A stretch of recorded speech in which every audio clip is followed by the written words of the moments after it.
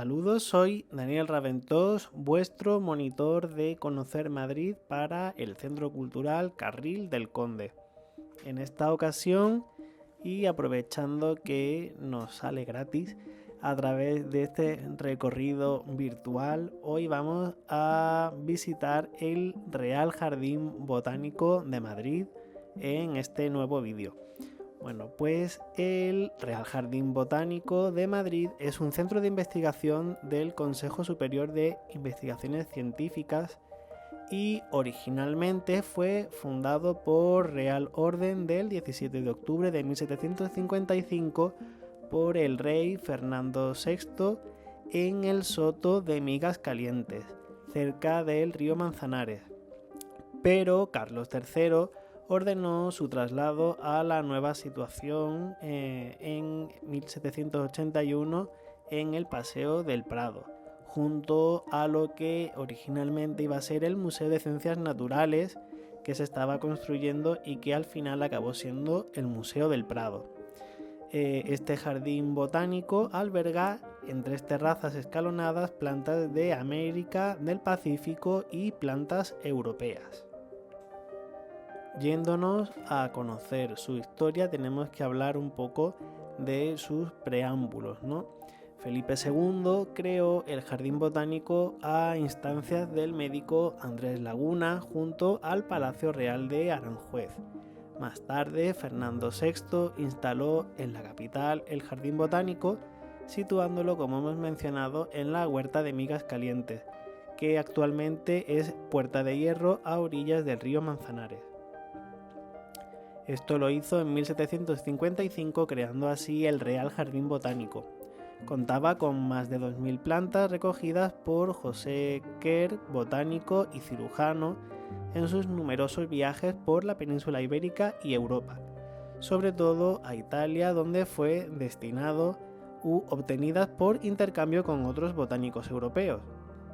La continua ampliación del jardín llevó a que Carlos III diera instrucciones en 1774 para trasladarlo a su actual emplazamiento en el Paseo del Prado de Madrid, dentro del programa de ordenación del Salón del Prado y Atocha.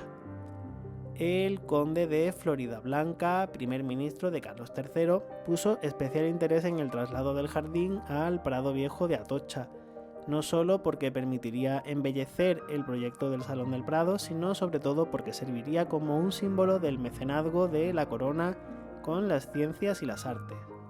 No hay que olvidar que en esta zona del Salón del Prado se ubicarían además el Real Jardín Botánico, aparte de él, el Real Gabinete de Historia Natural, que al final acabó siendo el Museo del Prado, y el Observatorio Astronómico. Uno de los científicos que participó en el proyecto de construcción del Real Jardín Botánico en el Prado fue el catedrático Casimiro Gómez Ortega.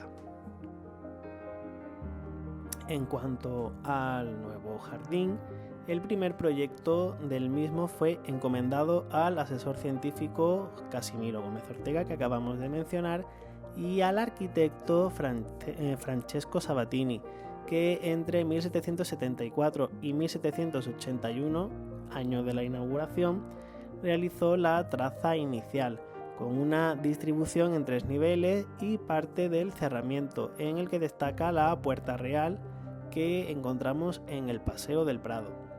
Sobre esta base, en 1785 y 1789, Juan de Villanueva realizó un segundo y definitivo proyecto más racional y acorde a la función científica y docente que debía tener el jardín. Este ocupaba una superficie de 10 hectáreas distribuidas en 3 niveles aterrazados que se adaptaban a la orografía del terreno, dispuestos en forma de cuarteles cuadrados, siguiendo un trazado octogonal y rematados en las esquinas con fuentes circulares.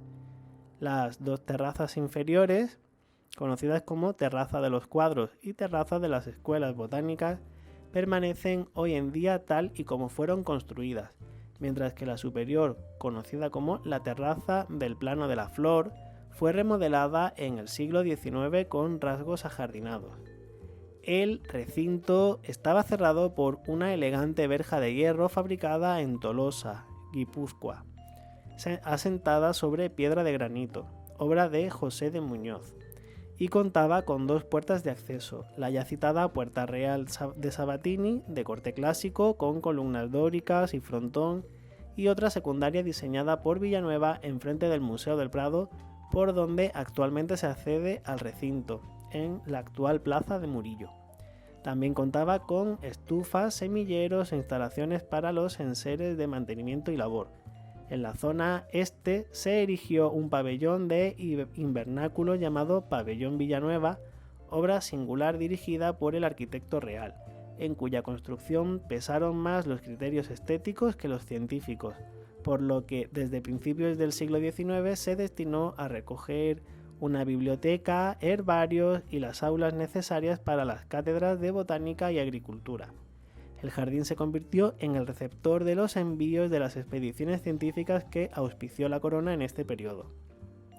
En los siglos XVIII y XIX participó en el desarrollo de al menos 5 expediciones científicas, destacando, por ejemplo, la Real Expedición Botánica del Nuevo Reino de Granada, actual Colombia, cuyo director fue el célebre José Celestino Mutis.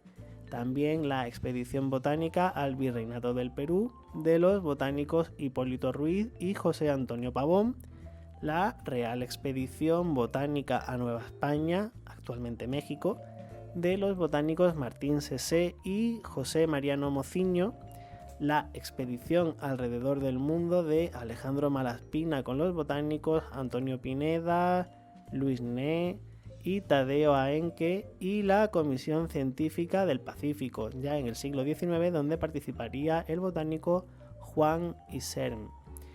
El jardín recibió durante esta época dibujos, semillas, frutos, maderas, plantas vivas y principalmente pliegos de herbario, que contribuyeron a acrecentar sus colecciones científicas y su biblioteca. A comienzos del siglo XIX, el jardín botánico se había convertido en uno de los jardines más importantes de Europa, gracias fundamentalmente a las colecciones científicas que albergaba y a la labor de su director, el botánico Antonio José Cabanilles, uno de los botánicos más importantes de la historia de la ciencia española. Cabanilles reorganizaría el jardín, el herbario, los semilleros y daría al centro una relevancia internacional. Además de su uso científico, el jardín solía ser frecuentado durante primavera y verano por la alta sociedad y proporcionaba gratuitamente al público plantas medicinales. Su sucesor en la dirección, el neogranadino Francisco Antonio Cea, se posesionó el cargo el 17 de septiembre de 1805, con el célebre discurso acerca del mérito y de la utilidad de la botánica, donde pidió la renovación de los métodos de enseñanza. Sin embargo, la Guerra de la Independencia trajo al jardín años de abandono que se prolongarían durante el primer tercio del siglo XIX, a pesar de los esfuerzos de su director en aquel momento, Mariano Lagasca.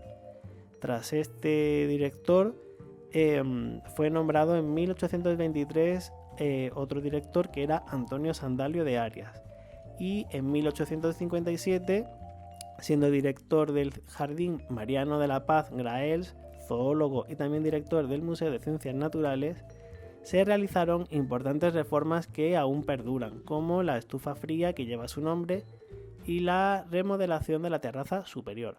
También en esa época se instaló un zoológico que 12 años más tarde se trasladó al Jardín del Buen Retiro, donde se conocería como la Casa de Fieras. La puerta del lado del Museo del Prado es retratada en aquella época por el pintor valenciano Francisco Domingo Marqués.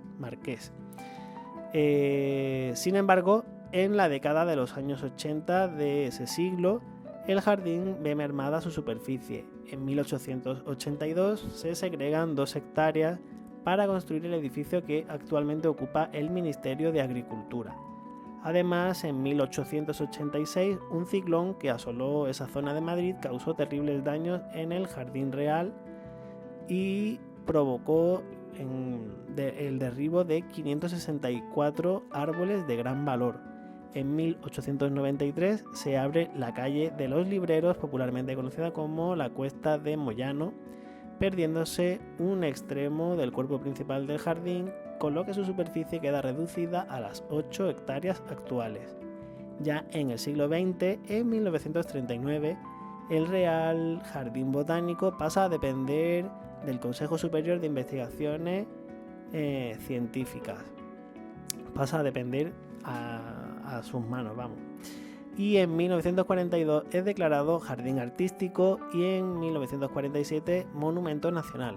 Sin embargo, siguen décadas de penuria y abandono hasta que es cerrado en 1974 para abordar profundas obras de restauración que acabaron devolviéndole su estilo original.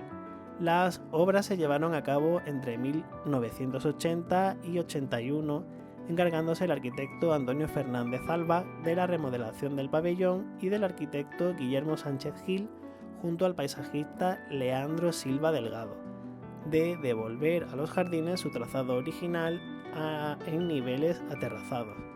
Contiene aproximadamente 5.000 especies diferentes de árboles y plantas de todo el mundo y desde febrero de 2005 el Real Jardín Botánico amplió su espacio expositivo a 1 hectárea, de más que antes no tenía.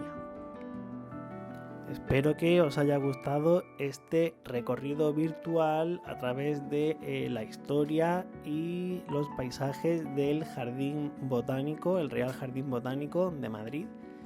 Nos vemos en un próximo vídeo y mientras tanto espero que estéis muy bien. Nos vemos.